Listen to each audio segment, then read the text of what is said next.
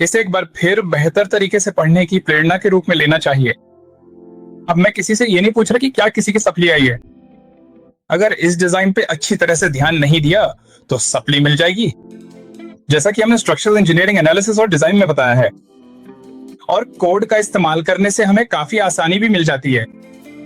फिर बाहर जाने पर हम इस कोड का इस्तेमाल नहीं कर सकते, क्योंकि वहां अमेरिकन और ब्रिटिश कोड चलते हैं। जब इंडियन कोड एकदम पक्का हो जाए तभी हम उन पे जा सकते हैं। जैसा कि बताया गया है, दूसरी जगहों पे काम करते समय इंडियन कोड और वहां के कोड में बस थोड़ा सा ही फर्क है। हमने जो कुछ भी पढ़ा है उसमें बस छोटे छोटे बदलाव ही देखने को मिलते हैं।